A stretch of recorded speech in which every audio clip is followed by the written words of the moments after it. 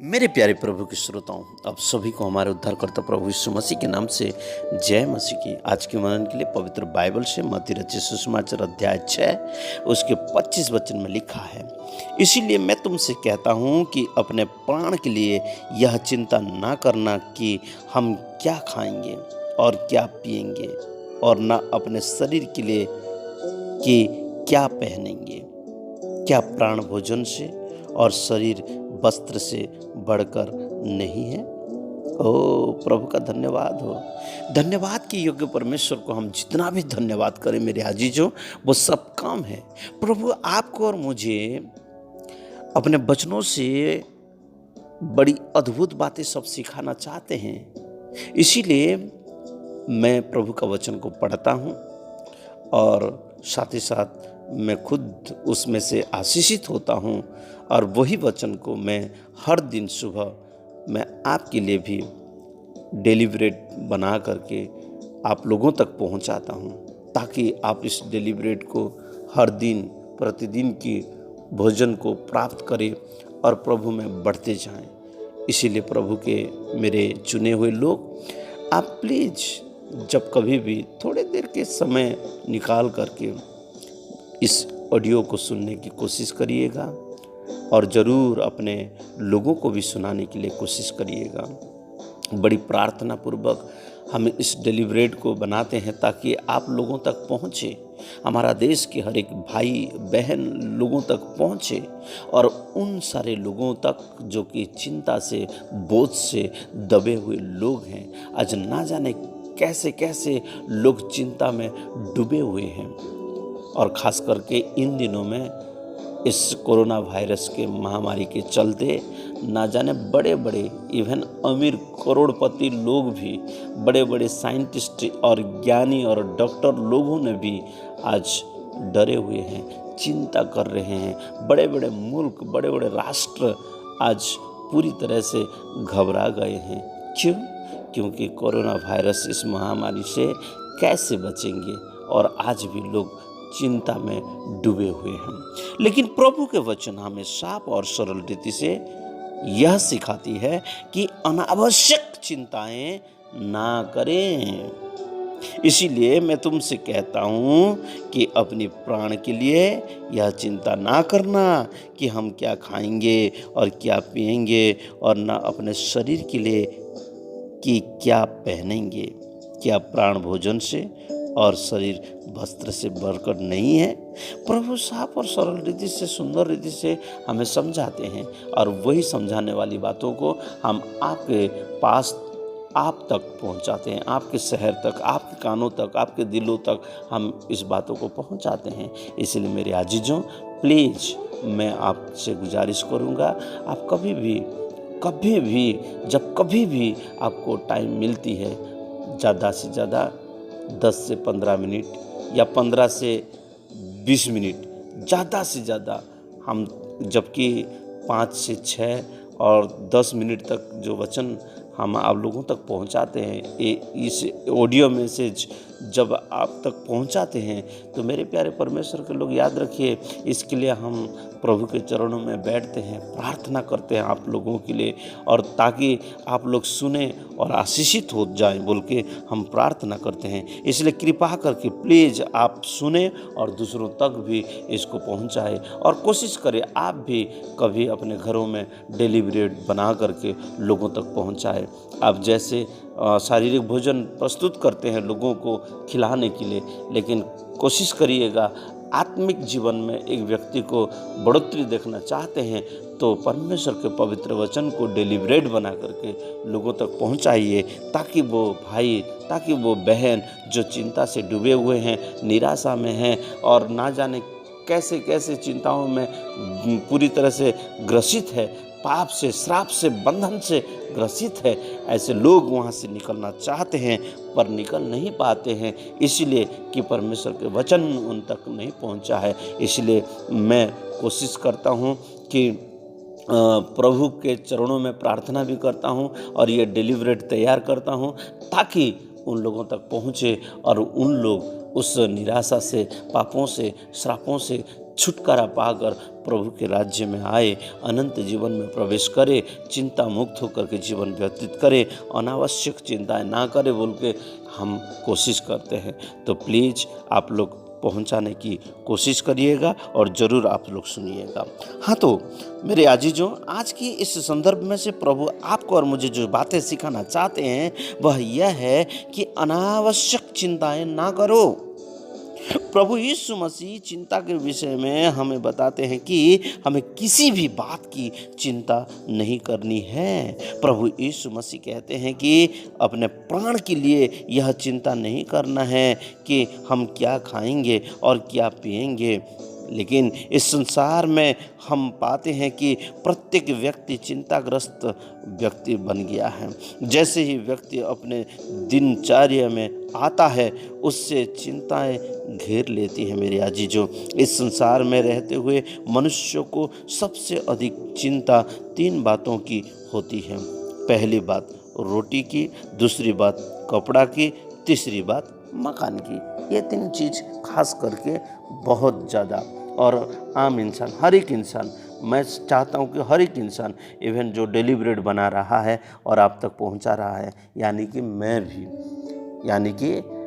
भी जो आप तक डेली ब्रेड बना करके पहुँचाता हूँ, मुझे भी इन तीनों चीज़ों के बहुत चिंता कभी कभार लग जाती है। लेकिन मैं प्रभु के वचन जब पढ़ता हूँ, प्रभु के वचन मुझे शांति देते हैं, प्रभु के वचन मुझे आशीष देते हैं, प्रभु के वचन मुझे चिंता मुक्त जीवन व्यतीत करने के लिए सहायता करते हैं। इसलिए मैं प्रभु के वचन को पढ़ता हूँ और डिलीवरेट बनाते हुए, मैं मनन करते हुए आप लोगों तक भी पहुँचाता हूँ, ताकि मेरे भाई भी, मेरे बहन भी, मेरे लोग भी, मेरे देश के लोग भी, मेरे कलीसिया के लोग भी प्रभु में चिंता मुक्त जीवन व्यतीत करें और प्रभु में बढ़ते जाए, प्रभु के आशीष को प्राप्त करें बोल के चाहता हूँ। इन सभी चीज़ों की पूर्ति के लिए हम गलत रास्ते भी अपना लेते हैं। तीनों चीज़, रोटी, कपड़ा और मकान। और जिन कामों को परमेश्वर ने हमें करने को मना किया है, जैसे चोरी ना करना, खून ना करना, झूठ नहीं बोलना और भी कई बातें हैं, उन्हें हम नज़रअंदाज कर देते हैं। ऐसी धारणा है कि संसार में आपको बड़ा और धनवान व्यक्ति बनना है तो गलत रास्ता अपनाओ, और बहुत से लोग इस गलत रास्ते को अपनाते भी हैं और पाप की गर्त में, पाप की दलदल की उस गड्ढे में गिरते चले जाते हैं। यदि मनुष्य सारे जगत को प्राप्त करे और अपने प्राण की हानि उठाए तो उससे क्या लाभ होगा, जबकि छोटा सा पेट है फिर भी रोटी के लिए पूरी तरह से चिंता करता है। थोड़ी सी शरीर है जो कि थोड़ी सी कपड़ा पहनने से हम संतुष्टि होंगे, लेकिन आज उस कपड़े के लिए चिंता करते हैं। थोड़ी सी जगह जो प्रभु हमको देने से उसी में तृप्त रहते हैं, और ऐसी जगह के लिए हम ना जाने, थोड़ी सी जगह में हमको संतुष्टि होना चाहिए, लेकिन हम बड़े सी जगह में रहना चाहते हैं, और छोटा सा एक जगह पर भी हम सुकून से, आनंद से सो सकते हैं, लेकिन नहीं, आज बड़ी सी जगह चाहिए बोल के हम लोग जगह के लिए, मकान के लिए भी ना जाने क्या क्या करते हैं। लेकिन मेरे आजीजों, यदि मनुष्य सारे जगत को प्राप्त करे और आपने प्राण की हानि उठाए तो उससे क्या लाभ होगा। प्रभु साफ और सरल रीति से हमें बताते हैं। वचन बताता है कि तुम्हारा स्वर्गीय पिता जानता है कि तुम्हें किन किन वस्तुओं की आवश्यकता है और वह उन्हें पूरी भी करता है। लेकिन इससे पहले परमेश्वर हमारे सामने एक बात रखता है, वह यह कि पहले तुम परमेश्वर के राज्य और धर्म की खोज करो तो तुम्हें ये सभी वस्तुएं मिल जाएंगी। जो वस्तु के लिए हम लोग हमेशा चिंता करते हैं, रोटी, कपड़ा, मकान, ये सारी चीज़ों भी मिल जाएंगी। कब? तब जब हम परमेश्वर के राज्य और धर्म की खोज करेंगे तब। तो सर्वप्रथम है हमें परमेश्वर के राज्य और धर्म की खोज करना चाहिए। चिंता मुक्त जरूर होते जाएंगे। पहले अगर उसके राज्य और धर्म की खोज करेंगे तो जरूर मेरे आजीजों हम चिंता मुक्त जीवन व्यतीत करेंगे। एलिया के समान ही अगर हम अपने जीवनों को वचन के अनुसार चलाएंगे तो निश्चित ही है कि कभी भी हम भूखे और प्यासे ना होंगे। क्यों? क्योंकि लिखा है, आकाश के पक्षियों को देखो, वे ना तो बोते हैं और ना काटते हैं और ना ही खलिहानों में इकट्ठा करते हैं, फिर भी तुम्हारा स्वर्गीय पिता उनको खिलाता है। क्या तुम्हारे लिए जीवित परमेश्वर उपाय नहीं करेंगे? क्या तुम्हारा मूल्य उनसे बढ़कर नहीं है जो आपके लिए ये सारी चीज प्रबंध नहीं करेंगे? तुमको तो अपने समांतर स्वरूपता में प्रभु ने बनाया है। मुझे तो मेरा प्रभु मुझे तो अपने समांतर स्वरूपता में बनाया है। मैं क्यों इन सारी चीजों के लिए मैं चिंता करता हूँ? मेरे अजीजों, प्रभु हमें सिखाते हैं, अपने वचनों से सिखाते हैं। इसलिए हम वचन तैयार करते हैं ताकि मेरे भाई, ताकि मेरे बहन, ताकि मेरे लोग, मेरे देशवासी प्रभु को जाने और चिंता मुक्त जीवन व्यतीत करें। रोटी मकान कपड़ा के लिए ज़्यादा परिश्रम ना करें, वरन अपने आत्मा के लिए प्रभु यीशु मसीह के चरणों में आए और चिंता मुक्त जीवन व्यतीत करें। यही मेरी प्रार्थना है ताकि मेरी भाई, मेरे बहन प्रभु के चरणों में आकर अपना जीवन को व्यतीत करें। सो कल के लिए चिंता ना करो, क्योंकि कल का दिन अपने आप चिंता कर लेगा। आज के लिए आज ही का दुख बहुत है मेरे अजीजों। यह बात सच है कि कल पर भरोसा नहीं करना चाहिए, क्योंकि कल कभी नहीं आता। कोई नहीं जानता कि कल क्या होगा, कल क्या होने वाला है। लेकिन मनुष्य कल की चिंताओं में ज़्यादा उलझा रहता है।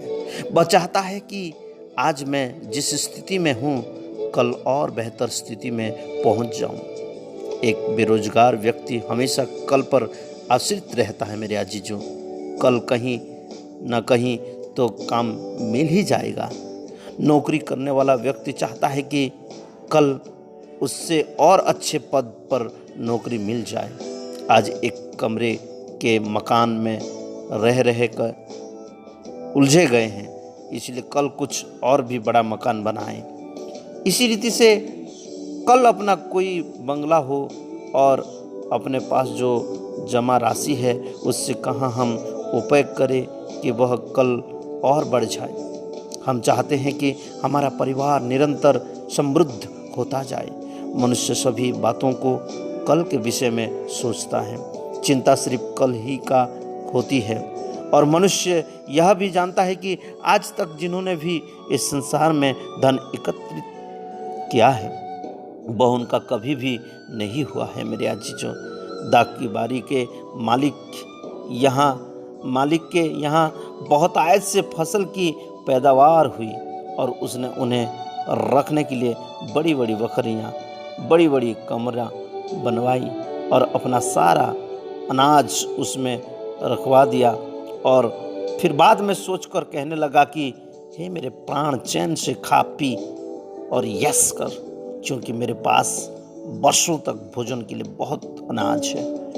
मेरे अजीजों, हम भी दाग की बारी के मालिक के समान कुछ ऐसा ही करते हैं। अपने लिए बहुत सा धन, रहने के लिए घर, पहनने के लिए बहुत से कपड़े, खाने के लिए बहुत सा भोजन और ना जाने गाड़ी घोड़ा बंगला सब एकत्रित करके रख लेते हैं ताकि बुढ़ापे में यह काम में आए। हम सोचते हैं कि हम कहाँ और किसके लिए धन एकत्र कर रहे हैं। वचन कहता है कि सुन तो लो, तुम्हारा जीवन है ही क्या, मात्र एक पानी के बुलबुले के समान, घास के तिनके के समान, जो थोड़ी देर तक तो रहता है पर जल्दी ही वह नष्ट हो जाता है। आज ही अपने जीवनों के बारे में सोचें कि हम कल को आज पर कितना हावी होने दे रहे हैं। कल की चिंताएं कहीं हमको गलत रास्तों पर या गलत कामों की ओर तो अग्रसर नहीं कर रही है। मेरे आजीजों, हम अपने आप को टटोलें, हम अपने आप को टटोलें, हम अपने आप को झांकें, अपने जीवन को देखें और कल की चिंता ना करें। मत्ती रचित सुसमाचार अध्याय 6 उसके 34 वचन में लिखा है कि कल के लिए चिंता ना करो, क्योंकि कल का दिन अपनी चिंता आप कर लेगा। आज के लिए आज ही का दुख बहुत है। हाँ मेरे अजीजों, इसलिए आइए थोड़ी देर हम अपने आंखों को बंद करें और प्रभु से प्रार्थना करें। यस, प्रभु से। स्वर्गीय पिता, हम आपको धन्यवाद करते हैं आपके असीम प्रेम के लिए, आपके अनुग्रह और दया के लिए धन्यवाद हो। हे पिता परमेश्वर, आज हम अपने जीवनों को जांचते हैं कि आज हम क्या कमा रहे हैं, अच्छा या बुरा, हम क्या इकट्ठा कर रहे हैं, जीवन या अनंत मृत्यु कहाँ जमा कर रहे हैं, पृथ्वी में या स्वर्ग पर। प्रभु, हम अपने जीवन को टटोलें खुदा, और प्रभु टटोलने की शक्ति हमें दीजिए बोल के हम आपसे दुआ करते हैं प्रभु। और प्रभु, हम आपके लिए अपना जीवन को व्यतीत करने वाले हो जाएं और सिर्फ आपके लिए। धन्यवाद, यीशु के नाम से मांगते हैं, आमीन और आमीन। जय मसीह की।